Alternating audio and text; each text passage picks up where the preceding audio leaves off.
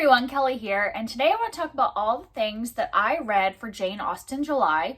If you don't know, Jane Austen July was a readathon that was for the whole month of July, and you were reading things that either were written by Jane Austen or about Jane Austen or retellings, and there was some watching some movies, TV shows, things like adaptations.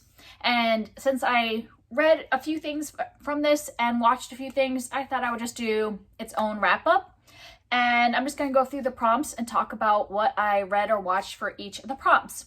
And I did all of them except for one. I had vacation during July, so I just did not get one of the books that I was going to read, but I read quite a bit and had really a lot of fun with this. This is the first time I've ever participated in Jane Austen July, and I've just become a little obsessed with Jane Austen over the last few months since reading Pride and Prejudice in May. So it just was an exciting, fun thing to do to participate this year. So the first prompt was to read one of Jane Austen's 6 novels. And so for this month, I read Sense and Sensibility. And this is the first time I've read this. I had tried reading this back in my early 20s and DNF'd it. And so I hadn't returned to it. I've watched one of the movies, the one that has like Emma Thompson in it, and Hugh Grant, which came out quite a while ago, but I haven't watched any of the other ones, like any of the BBC ones. And so if you have recommendations for movie adaptations for this one, let me know. But yeah, so I really didn't know a lot going into it because it had been so long since I'd seen that movie. So I was approaching this fresh, and I really enjoyed this one. I gave it 4 stars, but I could see where this could become a 5-star read upon my second read. Because the only reason I gave it 4 stars was because I got a little lost in all of the secondary characters, like all the side characters, because there were just so many. And you know, like when you read a book like taking place a while ago, you know, sometimes we hear the first name, but then a lot of times we hear the last name or the title, or the like houses have names and all that stuff. So there were just a lot of names.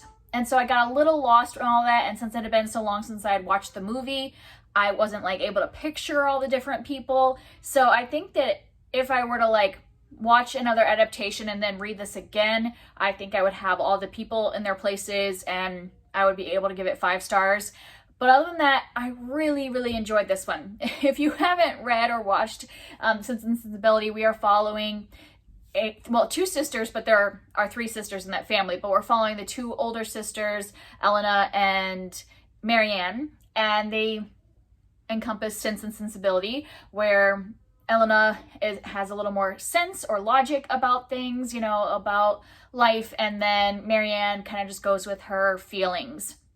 And I just really love the characterization of those 2 sisters, their love for each other and their relationship and their whole like relationship with their family, with their mother and their younger sister and everything, how they're opposites, but they still really love and support each other as sisters, and the way that plays out throughout the novel. And I really liked both of the like love things going on, like the love triangles or like all of the love stories, because both of them have both like a love interest and then have obstacles to their love interests and potential love triangles, things like that. And I just liked all the drama that was around all of those. And I really liked those side characters, all the ones that were the love interests or the potential love interests, or the women that were trying to take their love interests, all that. Like all of those side characters I really enjoyed. And I really enjoyed, I guess I shouldn't say enjoyed, but I thought that the way that the villain in this was characterized was really great. Like I really, really did not like this person and was like shocked by some of the things, because it was definitely different from that movie I had watched. And yeah, I was just like, whoa, okay. So yeah, I felt like there was a lot of drama in this, a lot of stuff happening. Really enjoyed it. So like I said, I gave it a 4-star, but a very high 4-star, and I'm predicting that this will become a 5-star later on when I read it again. And like maybe I'll read the annotated version next time so I can like get a little more absorbed in it. But really love this and enjoying my reading of Jane Austen so far. I had read Pride and Prejudice in May, gave that 5 stars. Persuasion in June, gave it 4 stars, and this one 4 stars. So I would say right now my ranking would be Pride and Prejudice, Sense and Sensibility, and then Persuasion of the 3 I've read so far. Prompt number 2 is to read something by Jane Austen that's not one of her novels. And so I had picked up this collection that has Lady Susan, the Watsons, and Sanditon. I had read Lady Susan like a year or 2 ago, so I decided to read the Watsons, which is just a fragment of a novel, so she didn't actually finish it. But I so wished that she had, because I loved it. Like, I think it's only like, it's not even that long. I don't even remember. So in this edition, it's only 50 pages, but I was just completely in love with the main character, like really enjoyed her character. But like I said, we only get the beginning of that novel, so we don't know where it was going necessarily. There is a little clip at the end that, or like a little note from Jane's sister saying where Jane had told her kind of like where she thought the story was going. And so we kind of get the prediction of like what happens in the plot, but it would have just been great to see it play out, because I just really liked the main character. I think her name is Emma. Yeah, so we're following this girl, Emma, who has grown up with her aunt, but then her aunt remarries, so she has to go back and live with her father and her sisters that she hasn't seen since she was really little, so she hasn't like grown up with her sisters. And a lot of this beginning part is just her conversing with one of the sisters, kind of gossiping. Like, it was so gossipy, but like in the most fun way. So yeah, I really enjoyed this fragment, and even though I'm sad that it won't be a full-length novel, I really am glad I read that fragment, because it was a lot of fun. So the third prompt was to read a nonfiction that is either about Jane Austen or about her time period, and I decided to read some picture book biographies about Jane Austen. And the way I'm going to kind of review these is I'm going to talk about like whether each one of these, whether I would recommend them for kids, because since they're picture books, whether I would say if you were wanting to talk about Jane Austen with your kids and kind of introduce her to them, whether I'd recommend it for that, but then also whether I would recommend them for an adult to just read, because obviously we can read picture books, but you know, some of them might be more enjoyable for a kid audience and some might still be as equally appreciated by an adult audience. So let's start with the first one I read, which was Library of Luminaries, Jane Austen, an illustrated biography by Xena Alkaya and Nina Cosford. I don't know if one of those is the illustrator, but this one is like, you know, it's a small looking book, like compared to these picture books, and then also has like really simplistic kind of pictures. Like sometimes it's like half of a page, sometimes it's just like a little thing. So yeah, they're just kind of in some full page ones, but they're kind of this watercolor looking style. And this one is a basic biography. It just runs through the main points of Jane Austen's life, like talking about her birth and her family. I think there might be a family tree in this one. Yeah, so that shows the family tree, and you know, just goes through all the points all the way up to her death. So I appreciated this one as someone who doesn't really know much about Jane Austen's life at all. Like, I've never read a biography about Jane Austen, so anything that I've picked up has just been from society or whatever, just common knowledge. But I didn't really know some of the points of her life, and so this one was a good like just overall timeline. So if you don't know anything about Jane Austen, then I think as an adult you could appreciate this, because you would get a basic layout of all the points of her life, and it's a little more exciting than just reading a Wikipedia page. So this would be kind of like what you would get from the Wikipedia page, but with pretty pictures along the way. These pictures were not the most compelling for me personally, so like if you're specifically looking for a biography with beautiful pictures and are going for just the pictures, this wouldn't be like my first recommendation for adults. But like I said, if you're an adult that just wants a timeline but with a few pictures, this was good for that. In terms of for kids, I would definitely recommend this for kids. Maybe not like really little kids, because the pictures might not be as compelling for them. But if you have like an upper elementary student or kid and you wanted to introduce them to Jane Austen, I think this gives all the information and has nice pictures, easy to read for that age group. And then the next one I read was A Most Clever Girl, How Jane Austen Discovered Her Voice by Jasmine A. Sterling and Vesper Stamper. And this one I loved. If I were rating these, I didn't end up rating the picture books, but if I was, I would give this a full 5 stars. And definitely recommend this for both kids and adults. I really loved the art in this one. I just like the color palette, and I just found it very nice to read, this art.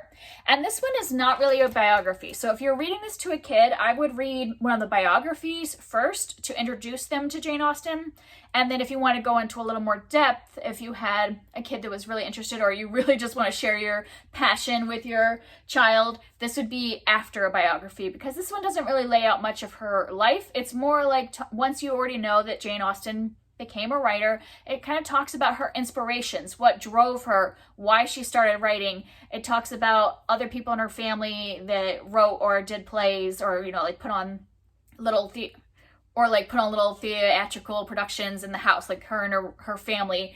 And so it's more about the motivations and like how she became a writer. So I think it's a good one to read after you've already read a biography. So I would recommend it for kids, like I said, after an initial biography. This goes a little more into inspiration. So I think it would inspire a kid to see that, Jane Austen started writing when she was a child. Like, yeah, she wasn't published at that point, but she was writing from a very young age, writing little stories, and it talks about that. So it'd be good inspiration for a child.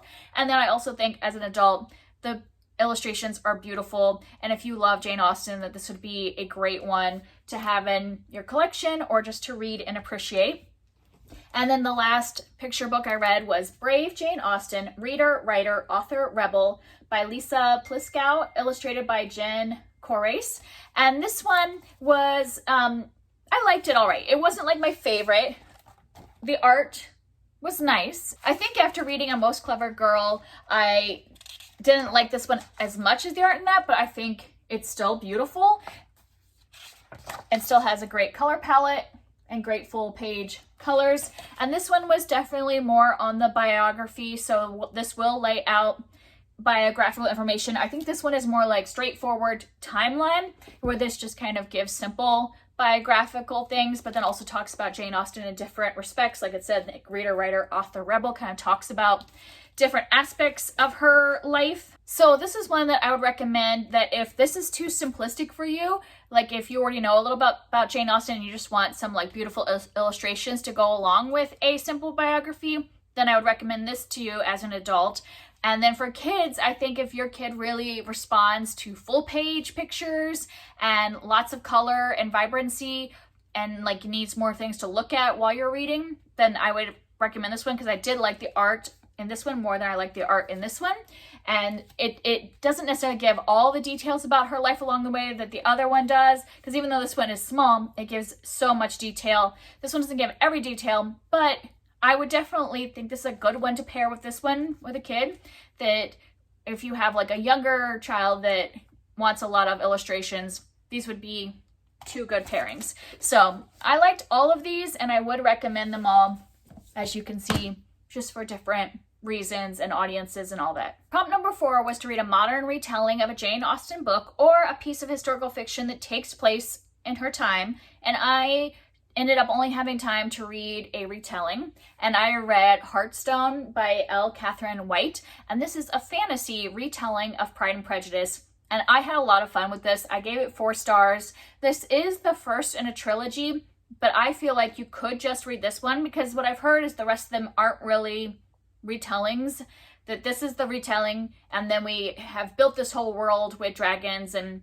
all these creatures, and that is what kind of like leads the rest of the series. So if you just want the Pride and Prejudice retelling, you can read this by itself. I don't even know if I'm going to continue, but I feel completely satisfied after reading this. So this book follows the perspective of Eliza, and she's living with her sisters and her parents at Marybourne Manor, and the area around the manor is being attacked by griffins. And so they have called on these dragon riders that come and are going to, kill all the griffins and make it safe. And the head dragon rider is our Darcy character. He's not called Darcy. I can't remember how to say his name. Alistair Darryd is his name. So I think it's called Darryd. And he is the Darcy character, and they do not get along at first. He's pretty grumpy, and she just has no interest in being around him. And he, of course, has a good friend who's another dragon rider who falls for Eliza's sister, who's the Jane character. She's not called Jane in this. Like, the names are changed, but it's obvious who the different characters are. But like, the main thing is that, yes, it's following all the points of Pride and Prejudice, but we are in this world with all of these magical creatures. Some of them are good, like the dragons and all that. There's some other ones that I can't remember all the names of all the fantastical creatures, but the dragons and the ones the dragons writers use are all like the good ones, and then there's like these bad creatures that kill people and all that stuff, and so the dragon writers go around and save people from them. And that's kind of like the setup of the fantasy world, and I really enjoy like all of the creatures and the setup for this fantasy world. It was a little slow at first because we don't get into the Pride and Prejudice really retelling for a little while, or like really deep into it, because we're building this fantasy world. But then as we go, we hit all of the big plot points of their relationship, of, you know, like the Jane and Bingley kind of storyline, and like Wickham and Collins and all those characters are in there, just with different names, but you can tell who they are. I thought it was really fun, some of the things she did with our side character plots, like the whole Collins plot, I thought was really great. I really enjoyed it because I feel like you start off the same way you do in Pride and Prejudice, but then those characters really like developed more in this one. They spent more time with them, because she does take out some of the side characters, so we could just focus on some main side characters. And then the way they did Wickham in this one was really interesting, the way it tied into this fantasy world. So I really enjoyed this. I mean, obviously it's a little hokey, the fact that you're like squeezing just like a, you know, Regency romance into a fantasy dragon novel. So it's a little, but it doesn't feel disjointed. It just is like you're recognizing the plot points, but it has nothing to do with like kind of Regency politics and interrelationships. It's just kind of fun to see your characters and they're fighting, you know, bad creatures and riding dragons and stuff like that. So I enjoyed it and would recommend it. And like I said, you could just read this by itself. I might continue the series, I'm not sure, but I feel completely satisfied with this as its own thing, and don't feel like it's not like a huge cliffhanger that you would have to read the whole series if you just want to read a fantasy retelling of Pride and Prejudice. Number 5 was to read a book by a contemporary of Jane Austen, and this is the one I didn't get to. I had something planned. I had some plays that were by people that lived around the same time as Jane Austen, and I just didn't get to it in time. So maybe next year I will pick up that collection of plays and read it. And then number 6 was to watch a direct screen adaptation of a Jane Austen book. And for this one, I watched Persuasion, that's on Netflix. And I had watched this at the very end of the month, so it had been out for a couple weeks, and I had seen people reviewing it. I didn't like fully watch people's reviews because I didn't want to be like spoiled, and I wanted to go into it with my own feelings, but I heard that people were not enjoying it. So I was entering it already like thinking I'm going to have really low expectations because I've heard people aren't liking it, and I decided to just go in thinking, let's not even think of this as a Persuasion adaptation. I'm just going to go in as just, it's a movie, and I just want to see if I enjoy the movie separate from an adaptation. And I have to say, I did not. Even if I wasn't even thinking of it as an adaptation, I thought it was just a really bad movie. And part of that is because, and I'm not going to like spoil anything if you haven't watched Persuasion or read the novel, but like, I felt like they just didn't commit to a character, like our main character, Anne Elliot. If you're not even thinking of her as Anne Elliot from the book, if just her as a character in the movie did not make sense, because there's a point at one point where someone is describing her and saying that she's capable and intelligent and all these things, and like giving all these great like things that are Anne Elliot in the book, but then that's like an hour into the movie, and I'm like, for this whole hour, I have not seen those characteristics at all. So you're telling me she's like this, but that is not what we have seen. That is not what has been portrayed on screen. She's been portrayed as silly and over the top and sarcastic and all this, which is fine as a character if it was a character on its own, but like, don't show me that and then have other characters say that Anne is this, like, that is this opposite thing. Like, it doesn't work. You're trying to do two things. You're trying to make her this kind of, I don't know why you would make her this silly,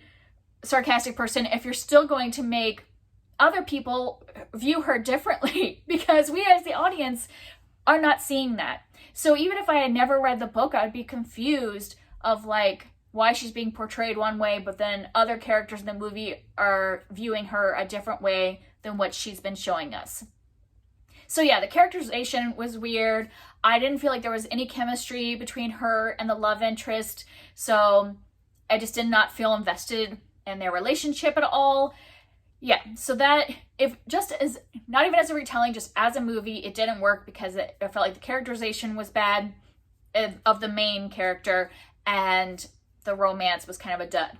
And then as a persuasion adaptation, because I just read the book last month, I thought it was horrible because they kind of, like, in terms of characterization, everything the other characters are saying, that's how Anne Elliot is in the book, but we are not seeing that on screen. We are not seeing the capable, intelligent, reserved person that she is in the book. We're not seeing that on screen. So as an adaptation, her character did not work. I also just, like I said, the romance, like, even in the book, I was so invested in their romance, and, you know, it's a second chance romance, and like getting to see that slow burn over time, but there was like no chemistry shown at all between these two actors, and I don't know if that's the acting or if that is just the script just had no ability for there to be any chemistry. Like, the love interest was just mean and then all of a sudden just switched. And I'm like, there is no thing that made him switch. I'm like, why did he suddenly switch his personality? So yeah, I just think it was not well done at all. I get if they were trying to make, you know, it more modern and all that, but I'm like, if you're gonna make it more modern, maybe just call it something different, like something like, you know, Bridget Jones' Diary, where yes, it's a retelling of Pride and Prejudice, but it's named something else because it's been changed so much. Like, you could just like make it modern and change it up and not call it Persuasion, just say, you know, like based off of Persuasion, or at least like commit to a character so we can at least like see that character as a real person. So yeah, I did not like it at all because of those reasons. And then number 7 was to watch a modern screen adaptation of a Jane Austen book. And I had watched the like web show, the YouTube show of the Lizzie Bennet Diaries back when I watched Pride and Prejudice, and I really enjoyed that. And so the same YouTube channel did Emma Approved, which was a, you know, modern version of Emma. And I have not read that book, but I have seen the movie adaptation, so I know the basic plot, and I really enjoyed it. I didn't think I was going to at first because I was watching it first and I was like, it didn't have the same feel as the Lizzie Bennet Diaries, because I didn't really get behind this whole thing of like the reason Emma is talking to a camera is because she's, you know, telling her own kind of memoir, and it didn't really make sense that she would have all these conversations with her coworkers in front of the camera for that reason. But after a while, I just got totally invested in the characters and Emma and Knightley, and yeah, just ended up really enjoying it. And I thought the acting was really great. I liked all of the characters that were on the show, and so I would highly recommend it if you're an Emma fan. That it was just a really fun watch. I really liked it. I wish there were a bunch more of these. I know that there are ones made by other people, and maybe I'll look into those, but yeah, I just really like the production quality of Lizzie Bennet Diaries and Emma Approved, and I just found both of them great, and I've already watched parts of them again because I just really enjoyed a lot of parts. There's some really emotional moments. There were parts that I have seen in other adaptations that always make me cringe, and so I was like worried about how they were going to do it in this format, and I really enjoyed it. I really enjoyed all the emotions that were showed by the actress that plays Emma and how she developed over the course of the show, because Emma is one of those characters that grows a lot in her book. At least, I mean, obviously I haven't read the book, but in all the adaptations, she has a big growth over the course of the movie, and so I really enjoyed that they showed that in the show. And yeah, I really loved it and recommend it. So that's it. That's everything that I read or watched for Jane Austen July. I'm really excited to continue to be reading Jane Austen's books. I've read 3 of the 6 novels, and I'm going to continue. I'm probably taking this month off, but then I'm going to continue reading 1 a month so that I can finish them all off by the end of the year, and then hopefully, read the rest of the things, like the other fragments and her juvenilia. And I'm just like become a Jane Austen fangirl now. So that's it for me. If you want to talk about any of these things down below, or give me recommendations for adaptations or retellings or whatever, I would love to hear from you in the comments, and I'll see you next time. Bye.